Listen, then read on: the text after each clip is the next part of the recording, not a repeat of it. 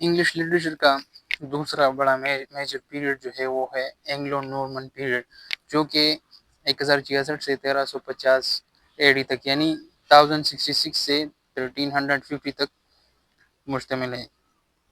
یہ پیریڈ جو ہے وہ نارمن کنکیسٹ کے ساتھ شروع ہوا، جب ولیم دی کنکرر جو ہے انہوں نے ہرولڈ گڈسن کو بیٹل آف ہیسٹنگ میں اس کو شکست دی تھی اور انگلینڈ پر قبضہ کیا تھا۔ اس ایج کو جو کہ ارلی مڈل ایجز بھی کہتے ہیں۔ اس کے بعد جو ہے ولیم دی کنکرر جو کہ وہ فرانس سے تعلق رکھتا تھا، وہ کنگ بن گیا انگلینڈ کا، اور فرینچ لینگویج ہوتا وہ تو رائل کورٹ لا، اس سب میں فرینچ لینگویج یوز ہونا شروع ہو گیا۔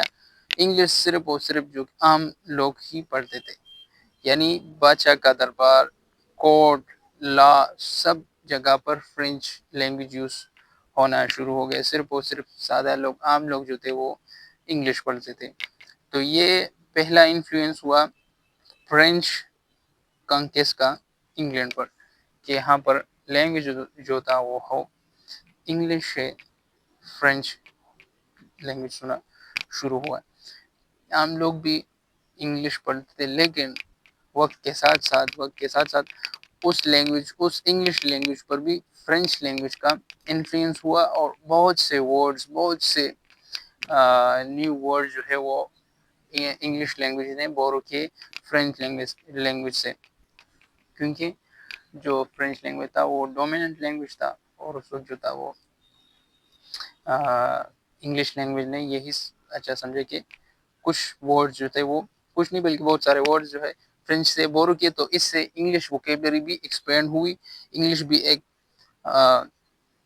کداور اور ایک بڑا لینگویج کا سفر اس نے شروع کی۔ کیریکٹرسٹک آف اس لٹریچر کی کیریکٹرسٹک کیا تھے؟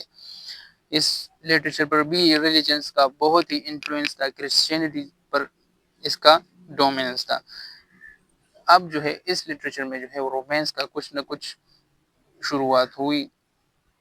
اس میں جو ہے وہ نائٹس کے، یعنی جنگجو کے، فائٹرز کے سٹوریز، ایڈونچرز کے سٹوریز بھی شروع ہوئی۔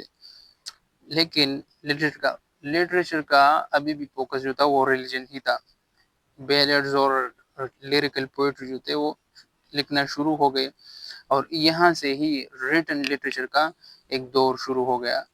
یعنی اس سے پہلے جو تھا وہ صرف اسپوکن لٹریچر تھا، لیکن اس ارلی مڈل انگلش ایج میں ریٹن لٹریچر کا ایک رواج بن گیا، ایک دور شروع ہوا، جو کہ آگے بڑھ کر ایک قداور درہ بن گیا۔ تو اس لٹریچر پر ابھی بھی کرسچینٹی کا، یعنی ریلیجن کا بہت ہی انفلوئنس تھا، لیکن رائز آف رومانس بھی شروع ہو گئی، رومانس کا انفلوئنس بھی شروع ہو گیا، لیکن اس کا فی الحال فوکس ہی ریلیجن تھا، اور لیریکل پوئٹری بھی شروع ہو گئی، بیلرز لکھنا بھی شروع ہو گئے، جس سے لٹریچر کو ایک ایکسپینڈیچر مل گئی، اس کا ایریا جو ہے وہ وسیع تر ہو گیا، یعنی ایکسپینڈ ہو گیا، اور اسی ایکسپینڈ کے ساتھ سٹوریز بھی لکھنا شروع ہو گئی، ہیروئک سٹوریز شروع ہو گئی، یعنی نائٹس پر، جنگجوز پر، جنگ کے دوران سٹوریز بھی شروع ہو گئی، ایڈونچرس سٹوری شروع ہو گئی۔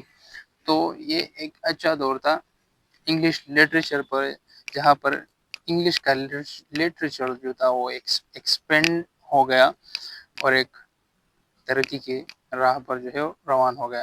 یہاں پر میرے میجر رائٹرز اور اس کے ورکس جو تھے، جوفری چوسر جو تھا وہ تو فادر آف انگلش لٹریچر تھا، اس کے بہت سے گریٹسٹ ورک ہے۔ اس کا گریٹسٹ ترین ورک جو ہے وہ ہے دی کینٹربری ٹیلز، اور جوفری چوسر نے انگلش لٹریچر کو ایز اے میجر لٹریچر بنانے میں انہوں نے بہت ہی بڑا کردار ادا کیا، کیونکہ یہ جو ہے وہ انہوں نے as a father of English literature کے فادر بھی جانے جاتے تھے۔ لیومین جو تھے انہوں نے جو ہے برول لکھی، جو کہ ایک برٹین ہسٹری پر تھی، اس کے ارلیئر لیجنڈ جو تھے برٹش کے، اس پر ایک ہسٹری کی بک تھی۔ اورم جو ہے انہوں نے اوریلیم لکھی، جو کہ ایک ریلیجس ورک تھی ارلی مڈل انگلش ایجز میں، تو یہ ایک ریلیجس ورک تھی۔ تو اس سے ثابت ہوتا ہے کہ اس دور میں اس ایج میں ریلیجیس کا انفلوئنس تھا لٹریچر پر.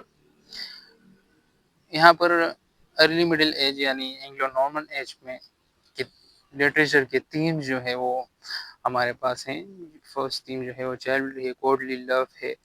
تو لو کا انفلوئنس ہونا شروع ہو گیا ہے لٹریچر پر. لٹریچر نے ایک ایکسپینڈیچر لیا ہے, ایک قدم لیا ہے ریلیجن سے ہٹ کر بھی کچھ نہ کچھ کرنے کا, تو لو کو شامل کیا ہے. ریلیجن جو ہے وہ اس کا تھیمس کا ڈومیننٹ اور پرومیننٹ فکر تھا. مورلٹی جو ہے, adventure and loyalty and honour. So یہ ریلیجس اور مورلٹی یعنی مورل تھیمس اس کے ڈومیننٹ تھے اس ارلی مڈل انگلش پیریڈ کے. تو یہ تھے ان کے تھیمس.